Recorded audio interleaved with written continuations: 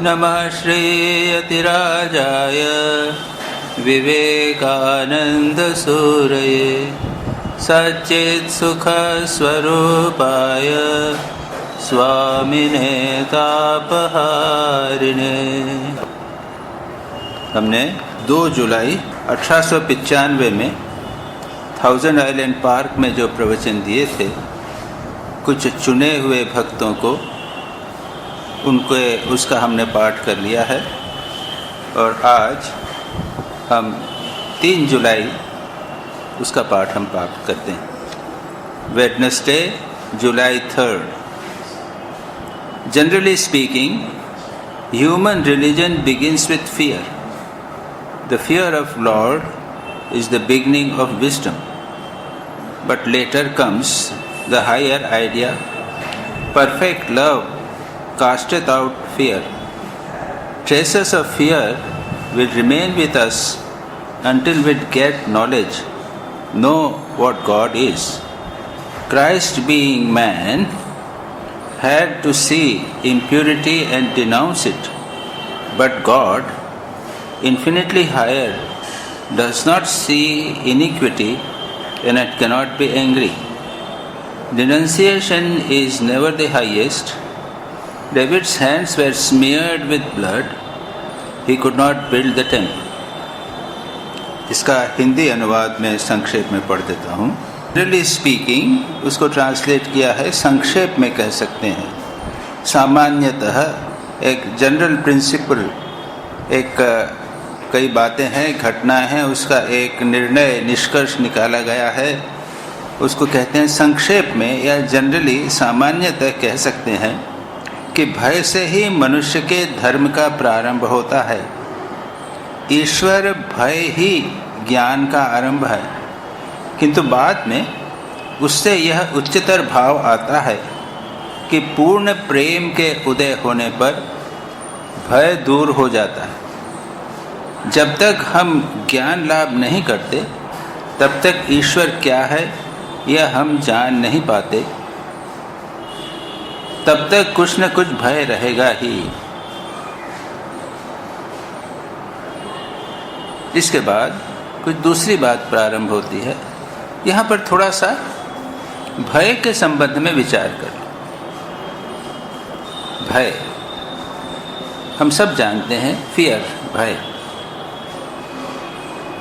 एक श्लोक है जिसमें कहा गया है, आहार निद्रा भय मैथुनश्च समानमेतत् पशुभिर्नराणां धर्मो हि तेषां अधिको विशेषो धर्मेण हीना पशुभिः समाना। क्या कहा है? आहार, भोजन, निद्रा, नींद, भय और मैथुन, ये 4 चीज़ें मानवों में और पशुओं में समान रूप से विद्यमान हैं, सभी में हैं। फिर मानव में और पशु में अंतर क्या है? अंतर यह है कि धर्मो ही तेषाम अधिको विशेष है। मानवों में धर्म है। धर्म यानी क्या? विधि निषेध का पालन, यानी मुझे यह कार्य करना चाहिए, मुझे यह कार्य नहीं करना चाहिए। मैं एक सन्यासी हूँ तो मेरे लिए यह कार्य करणीय है और यह कार्य अकरणीय है। एक गृहस्थ है, उसके लिए यह कार्य करना चाहिए, गृहस्थ को दान देना चाहिए, एक संयत जीवन व्यतीत करना चाहिए, इत्यादि गृहस्थ की बहुत सारी ड्यूटीज़ हैं। स्वामी विवेकानंद ने कर्मयोग में गृहस्थ को कैसा आदर्श गृहस्थ का वर्णन वहाँ पर उन्होंने किया। कर्मयोग आप लोगों ने पढ़ा होगा, कर्मयोग में किया है। तो गृहस्थ के कुछ विधि है, यानी कुछ करना है, कुछ निषेध हैं। गृहस्थ सन्यासी जैसा व्यवहार नहीं करेगा और एक सन्यासी गृहस्थ जैसा व्यवहार नहीं करेगा। तो जब हम विधि और निषेध पालन करते हैं, हमारी सामाजिक स्थिति के अनुसार, वर्ण और आश्रम के अनुसार, तब हम धर्म का पालन करते हैं। यह जो धर्म है, इसको विधि निषेधात्मक धर्म कहते हैं, धर्म का पालन करते हैं। अगर वह न करें तो हम पशु के समान हो जाए। पशु में कोई विधि निषेध नहीं होता है, वो तो आहार, निद्रा, भय और मैथुन इन 4 से परिचालित होकर कर्म करता है। तो यहाँ पर देखा है कि 4 प्रेरणाएं, 4 मूलभूत स्थितियाँ, 4 मूलभूत घटक जो भी कहें फैक्टर्स मानवों के जीवन में है। आहार है, खाना है, भोजन है, तो भोजन के लिए सभी प्रयत्न करेंगे। आहार, निद्रा, सोएंगे। मैथुन है, काम है, लस्ट है, और चौथा है भय। तो भय, किसका भय? हमारे रोग से भय करना है, मृत्यु से भय है, वियोग, दूसरे से किसी हमारे साथी हैं कोई, हम उनके साथ में रहते हैं, वह दूर न हो जावे, और जो हमारा हम जो इष्ट वस्तु है उसको प्राप्त करें, और जो अनिष्ट है वो न होवे, इसका भय बना रहता है। हम सभी भय जानते हैं, प्रत्येक व्यक्ति को भय लगा रहता है, बाबा ये बड़ा तूफान न आ जावे, कोई महामारी न फैल जावे, हम भय रहते हैं। हमारे साथी, हमारे मित्र जब कोई यात्रा पर जाते हैं तो हम दुर्गा दुर्गा कहते हैं कि प्रभु सब शांति होए, सब कुशल होवे। क्यों? हम अकुशल से भय करते हैं, जो हमको इष्ट नहीं है उससे हम भय करते हैं। इष्ट वियोग और अनिष्ट योग, इन 2 से हम भय करते हैं। तो ये भय प्रत्येक मानव के साथ में जुड़ा हुआ है। और स्वामी विवेकानंद कहते हैं कि भय से ही मनुष्य के धर्म का प्रारंभ होता है। प्रारंभ शुरू में जो है वह भय से होता है। कहते हैं generally speaking religion begins with fear. और मैंने पिछली बार बताया था कि जो मानव की ईश्वर की मान्यता है, वह ईश्वर की मान्यता जैसा मानव पहले रहता था उसके अनुसार होती है।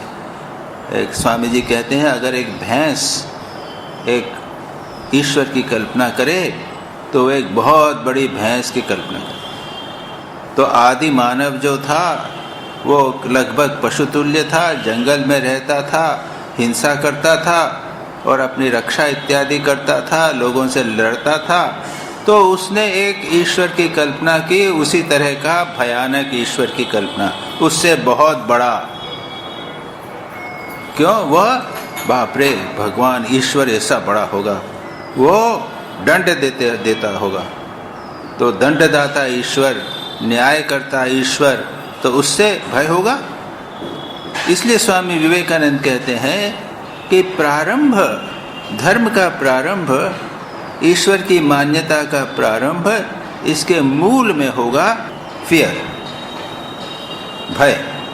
Generally speaking human religion begins with fear. और अभी मैंने कहा आहार, निद्रा, भय, मैथुनम, उसके बाद धर्म, एक 5वीं चीज आ गई धर्म। क्या? धर्म का पालन करो तो अच्छा रहेगा, कल्याण होगा, और धर्म का पालन नहीं करोगे तो अकल्याण होगा। यह अकल्याण का भय, भय जो है उसके आगे आ जाता है धर्म। और जब धर्म का पालन किया, मैंने धर्म का पालन किया, मुझे अब किसी तरह का भय नहीं।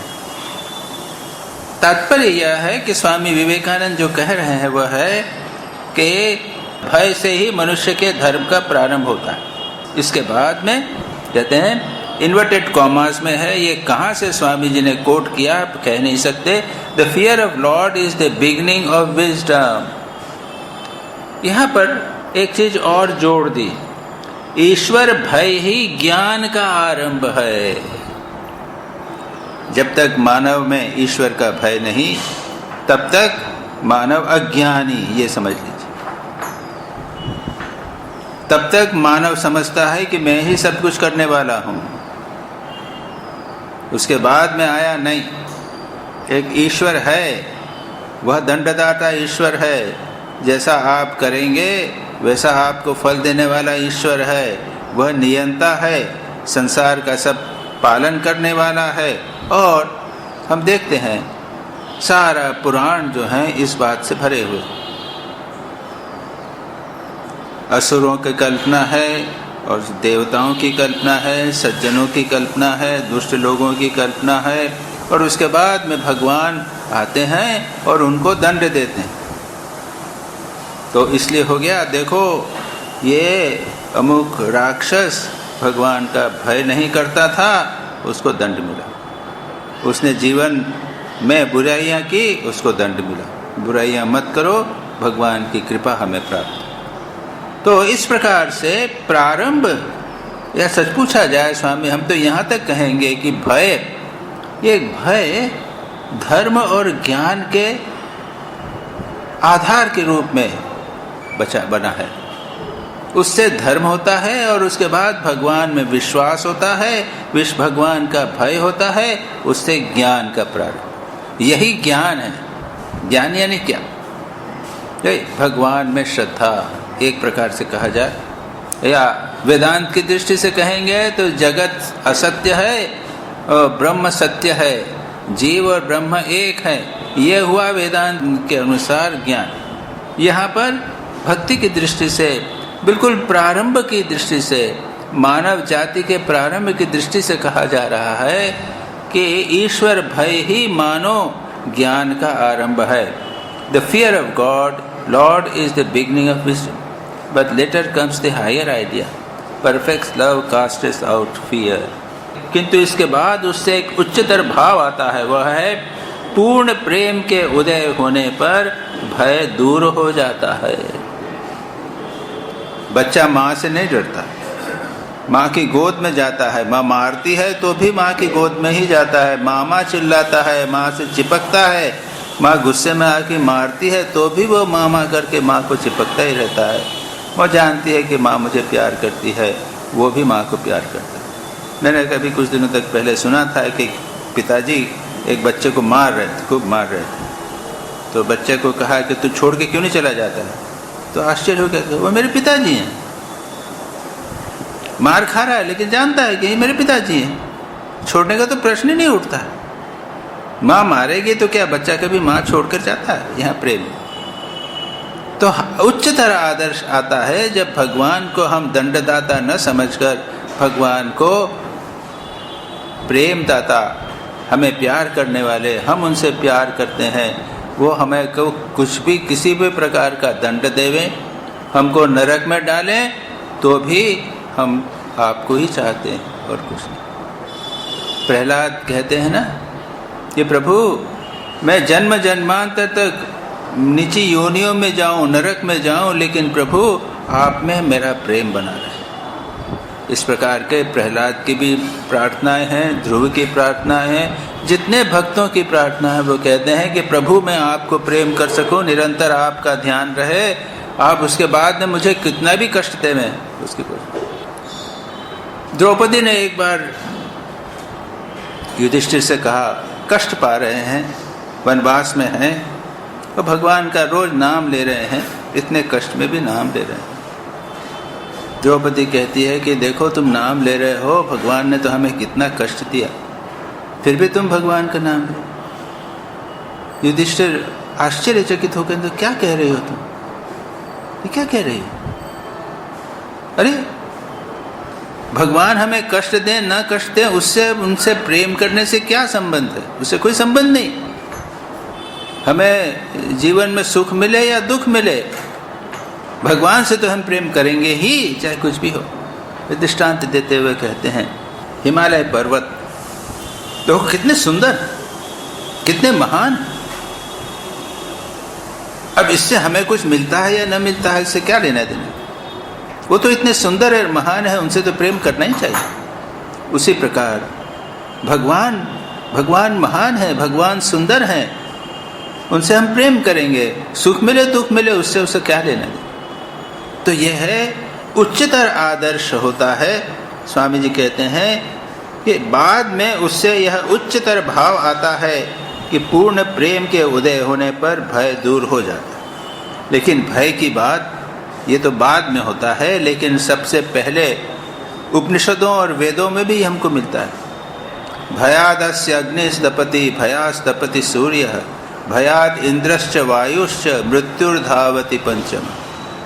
भगवान के भय से सूर्य उगता है, अग्नि जलती है, सूर्य तपता है। इंद्र और वायु जो हैं ये देवता भगवान के भय से भागते हैं। और मृत्यु जो है वो भागती है, अपना काम करती रहती। अभयम बाद में आगे भी आता है भय, कई स्थानों पर उपनिषदों में भय की बात आती है। और उसके बाद जनक को याज्ञवल्क्य कहते हैं अभयम वै प्राप्तोसि, तुम्हें अभय प्राप्त हुआ। द्वितीयाद् वै भयम भवति, जहाँ पर दो हैं वहाँ पर भय होता है। तो क्या भय होता है? दो जब होते हैं उसमें भय क्या होगा? जो प्रिय होगा, अगर दो व्यक्ति हैं और जो एक दूसरे को प्रेम करते हैं, वहाँ पर वियोग का भय है कि हम दूर न हो जाएं। और अगर जो व्यक्ति दूसरा है वो अप्रिय है, हम उसको पसंद नहीं करते, तब क्या होता है? ये भय है कि हमसे न मिले। तो वही बात स्वामी जी ने कहा, इष्ट वियोग और अनिष्ट योग, इन दो के का भय सदा बना रहता है। और जब उसके बाद एक हो जाता है तब अभयम वै प्राप्तोसि, हे जनक तुमको अभय प्राप्त हुआ है क्योंकि तुमने एक का साक्षात्कार किया। खैर, यहाँ पर जो कहा गया है कि प्रेम उच्चतर भाव आता है, वह है प्रेम। पूर्ण प्रेम के उदय होने पर भय दूर हो जाता है, उसके बाद किसी भी प्रकार का भय नहीं। कई कहानियां इस प्रकार की हैं।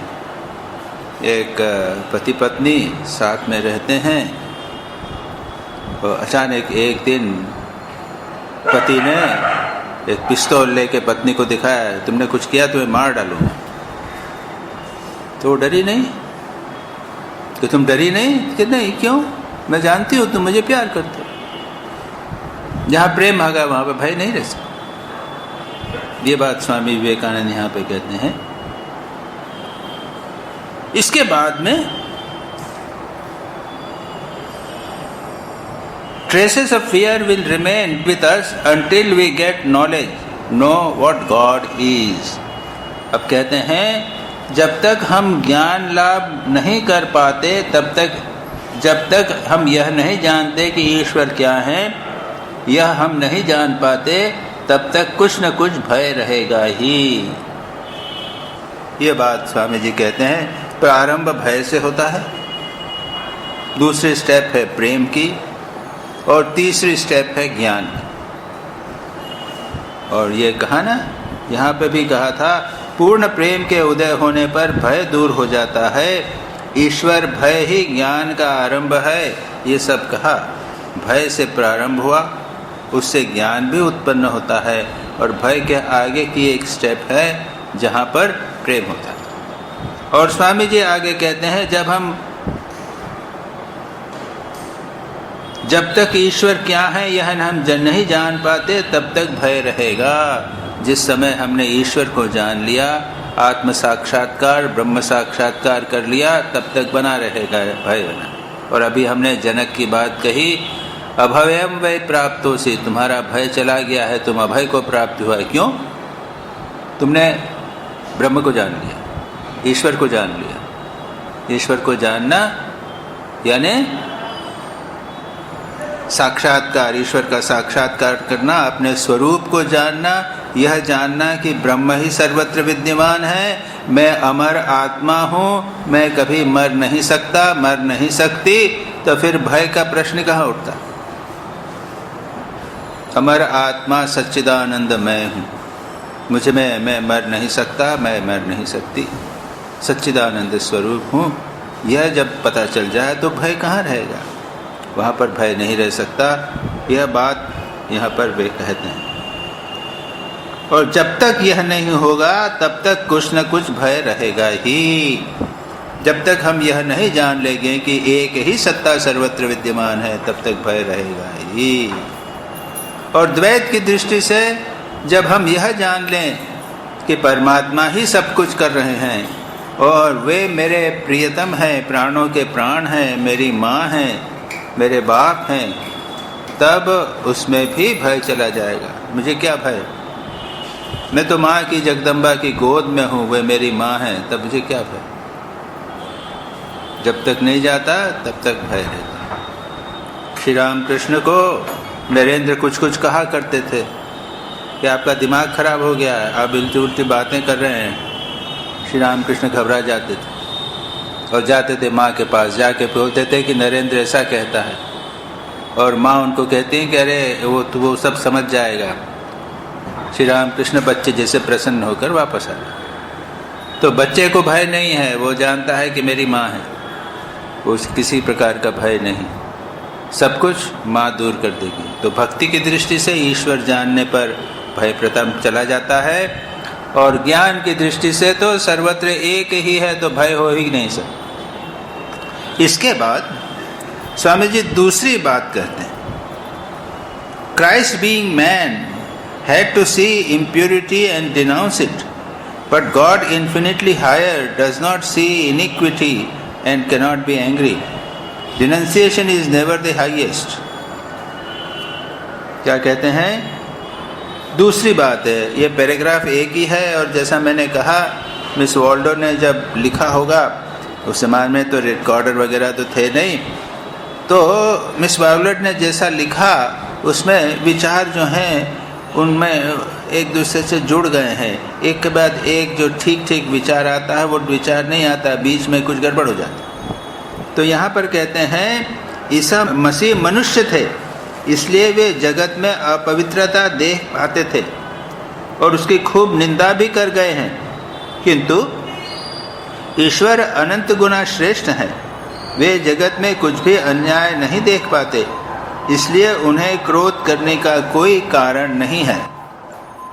But God is infinitely higher, it does not see iniquity, iniquity यानी अपवित्रता, अन्याय नहीं देख सकते, और उनको क्रोध भी नहीं होता, and does not become angry, इसलिए उन्हें क्रोध नहीं होता। अन्याय का प्रतिवाद या निंदावाद कभी भी सर्वोच्च नहीं हो सकता, ये बात कहते हैं। अब ये एक स्वामी जी एक बहुत उच्च स्तर की बात कर रहे हैं। ईसा मसीह ने लोगों में दोष देखे। ईसा मसीह का वर्णन आता है कि वो जब चर्च में गए तो वहाँ पर उन्होंने देखा कि लोग बैठे हुए कुछ जुआ खेल रहे थे या कुछ इस प्रकार की बात कहते, पैसा लेन देन करके वो कुछ कर रहे थे। ईसा मसीह बहुत गुस्सा हुए और उन्होंने वहाँ पर कोई डंडा था या कुछ लेकर उनको सबको भगा दिया। इसके ऊपर स्वामी जी कहते हैं कि ईसा मसीह मनुष्य थे, अवतार थे, लेकिन अवतार भी नीचे आ जाता है। अवतार यानी भगवान का दूत कहें, ईसा मसीह को भगवान का दूत कहते हैं। तो वे अवतार के रूप में आए, लेकिन मानव थे।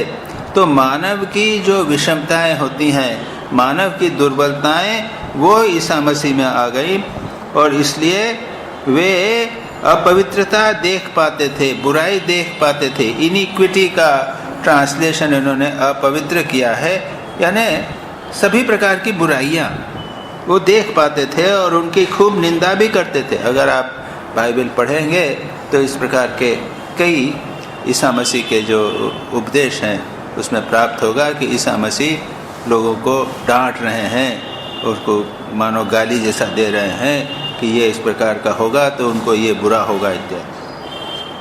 किंतु ईश्वर अनंत गुणे श्रेष्ठ हैं, वे जगत में कुछ भी अन्याय नहीं देख पाते, इसलिए उन्हें क्रोध करने का भी कोई कारण नहीं है। इसके आगे कहते हैं स्वामी जी एक स्टेटमेंट देते हैं, एक निर्णय पर, निष्कर्ष पर पहुंचते हैं। वो यह कहते हैं, डिनंसिएशन इज नेवर द हाईएस्ट। डिनंसिएशन, निंदावाद कभी भी सर्वोच्च नहीं हो सकता। और इसके आगे और भी स्वामी जी इसके बारे में बात करेंगे। दूसरों के कार्यों की जो निंदा करते हैं वे वास्तव में हमारी अपनी ही निंदा करते हैं। हमारे हृदय में प्रेम, धर्म, पवित्रता का भाव जितना बढ़ता जाता है उतना ही हम बाहर में प्रेम, धर्म और पवित्रता देख सकते हैं। हम दूसरों के कार्यों की जो निंदा करते हैं, यही बात स्वामी जी जो अभी कहा, उन्होंने कहा ये निंदावाद।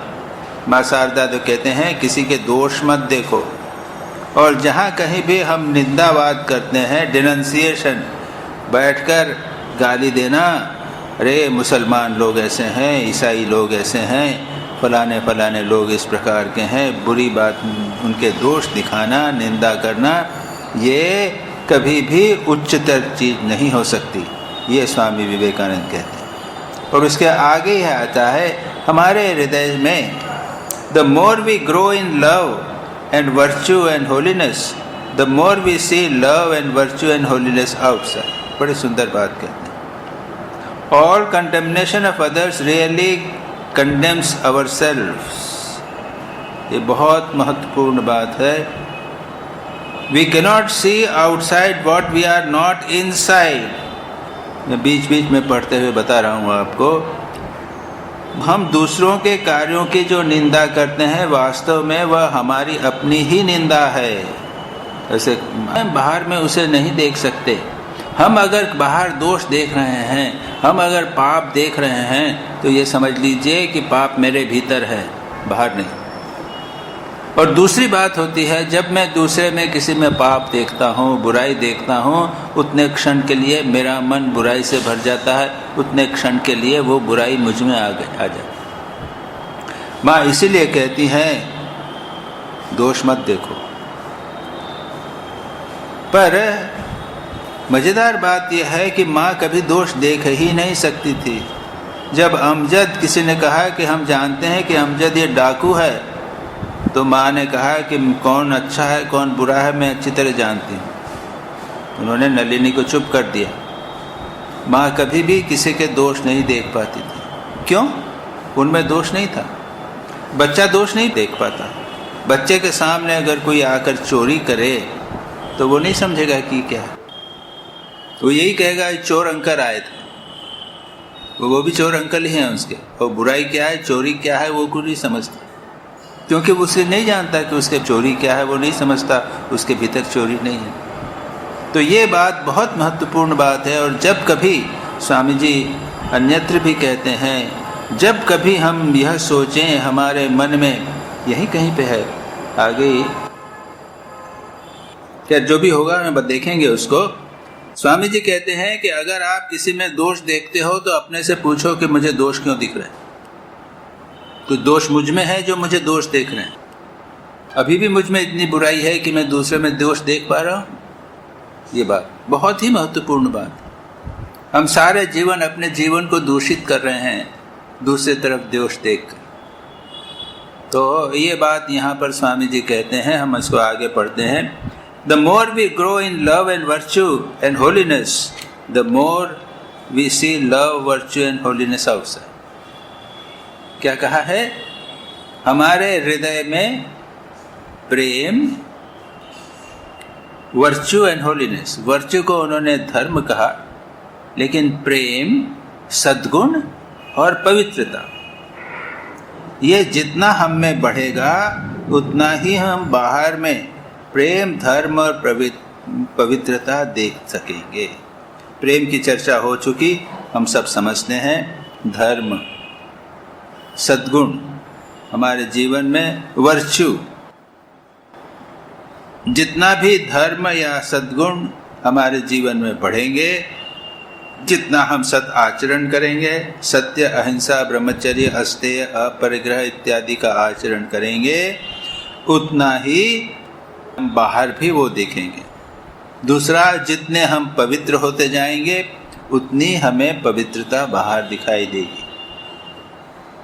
हम जब दूसरों के कार्यों की निंदा करते हैं तो वास्तव में वह हमारी अपनी ही निंदा है। ये तो बहुत बड़ा स्टेटमेंट है। और condemnation of others is really condemning ourselves. जो अभी हमने कहा, अगर हमने किसी की निंदा की तो समझ लीजिए कि हम अपनी निंदा कर रहे हैं। क्यों? क्योंकि मैंने ये दोष देखा है, इसलिए ये दोष मुझ में है, इसलिए मुझे वो दिखाई दे रहा है। अब इसके साथ में स्वामी जी एक दूसरी चीज कह रहे हैं, यानी एक माइक्रोकॉस्म और मैक्रोकॉस्म, बृहद ब्रह्मांड और छोटा ब्रह्मांड, मैक्रोकॉस्म, यानी बृहद ब्रह्मांड हम समझते हैं ये सारा जगत, और माइक्रोकॉस्म छोटा ब्रह्मांड हमारे भीतर। तो ये कहते हैं कि हमारा जिस प्रकार की बनावट है, बाहर के जगत की बनावट भी उसी प्रकार की। ये एक दार्शनिक सिद्धांत। तो स्वामी जी यहाँ पर कहते हैं, adjust the microcosm which is in your power to do, and the macrocosm will adjust itself for you. Very beautiful, बहुत ही सुंदर। और उसके बाद में एक फिजिक्स का वैज्ञानिक सिद्धांत बताते हैं, वो मैं आपको समझा नहीं सकूंगा। It is like hydrostatic paradox. One drop of water can balance the universe. We cannot see outside what is not inside. The universe is to us what the huge engine is to the miniature engine. An indication of any error in the tiny engine leads us to imagine trouble in the huge one. Very beautiful, very बहुत सुंदर बात है ये। वास्तव में तुम अपने क्षुद्र ब्रह्मांड को ठीक करो, तुम्हारे हाथ में है। जो तुम्हारे हाथ में है वैसा करने पर बृहद ब्रह्मांड भी तुम्हारे लिए अपने आप ही ठीक हो जाएगा। हम संसार को ठीक करना चाहते हैं। संसार में बड़ी बुराइयां हैं। आप समाचार पत्र उठाकर देख लीजिए, पॉलिटिक्स, राजनीति, है ना। तो दो पार्टी बन गई, वो सारे, उसको एक पार्टी है वो पावर में आ गई, तो दूसरी पार्टी उसकी निंदा करके उसको ठीक करने का प्रयत्न करेगी, उसको रोकने का प्रयत्न करेगी, उसकी बुराई दिखाएगी, बुराई दूर करने का प्रयत्न करेगी। ये सब चलता है। और हम जब सुबह उठ के समाचार पत्र पढ़ते हैं तो क्या मिलता है? यही चीज़ मिलती है। तो हमको लगता है कि जो बाहर का जगत है वो भयानक है, बड़ा भयानक है बाहर का जगत। जहाँ कहीं भी, यहाँ पर कुछ, वहाँ कुछ, यहाँ कुछ, कहीं पे तूफान आ रहा है, कहीं पे बाढ़ आ रही है, कहीं पर एक्सीडेंट हो रहे हैं और राजनीति की गड़बड़ हो रही है। ये सारा का सारा हमें बाहर दिखाई दे रहा है। स्वामी जी क्या कहते हैं? स्वामी जी कहते हैं, तुम अपने क्षुद्र ब्रह्मांड को ठीक करो जो तुम्हारे हाथ में है। अब हम क्या बाहर के जगत को ठीक कर सकते हैं? उसके लिए राजनीति, पॉलिटिक्स, हम समाज को ठीक करेंगे, राष्ट्र को ठीक करेंगे, कुछ होता नहीं। संसार जैसा है वैसा चलता रहता है। स्वामी जी कहते हैं तुम अपने को ठीक करो, सब कुछ ठीक हो जाए। इसको कहते हैं अध्यात्म। This is called spirituality. Let us take care of ourselves, rest will take care of itself. अपने आप को हम ठीक करें, बाकी चीजें अपने आप ठीक हो जाएं। और उसके बाद में वो दृष्टांत दो तीन दृष्टांत देते हैं कि एक बड़ा इंजन है, एक छोटा इंजन है। The universe is to us what the huge engine is to the miniature engine. An indication of an error in the tiny engine leads us to imagine trouble in the huge one. हम मानो एक छोटे engine है और ये सारा जो जगत है ये बड़ा इंजन है, और हम में कुछ इंजन में खराबी हो गई है तो हम समझते हैं कि बड़ा इंजन भी खराब। हमारे भीतर खराबी है और इसलिए हम समझते हैं कि बाहर खराब। और दूसरी बात तो और भी है, वो है हाइड्रोस्टैटिक पैराडॉक्स की, कि एक बूंद से सारे ब्रह्मांड का संतुलन बनाए रखा जा सकता है। अब ये कैसे, मैं आपको समझा नहीं सकता। ये फिजिक्स का सिद्धांत है कि एक बूंद इधर उधर करने से सारे ब्रह्मांड के ऊपर उसका प्रभाव पड़ता है। और ये बहुत महत्वपूर्ण बात है। स्वामी जी ने वर्क एंड इट्स सीक्रेट, एक बहुत सुंदर उनका एक लेक्चर है, उसमें उन्होंने बड़ी सुंदर बात कही है, इसी तरह की बातें कही है। और उसके बाद में अंत में उन्होंने ये कहा है, let us take care of ourselves for the time being and forget rest of it. और अपने प्रारंभ में बहुत समझाते हुए कहा है, हम अपना ही कर सकते हैं, दूसरे के लिए कुछ नहीं कर सकते हैं। आप लोग माता हैं, आप जानती हैं बच्चे को ठीक करना कितना कठिन होता है। हम अपने को ठीक कर नहीं पाते, एक दोष हमारे भीतर है वो दूर करना कितना कठिन होता है। सारा जीवन निकल जाता है उस दोष को दूर करने के लिए, और हम चाहते हैं दूसरे को दोष को दूर करना असंभव। इसलिए कहते हैं let us take care of ourselves, rest will take care of itself. ये बहुत महत्वपूर्ण बात है। इसको कहते हैं अध्यात्म, अधि आत्म, यानी आत्मा से संबंधित अधि आत्म। नमः श्रीयतिराजाय विवेकानंद सूरये सच्चित् सुख स्वरूपाय स्वामिने तापहारिणे।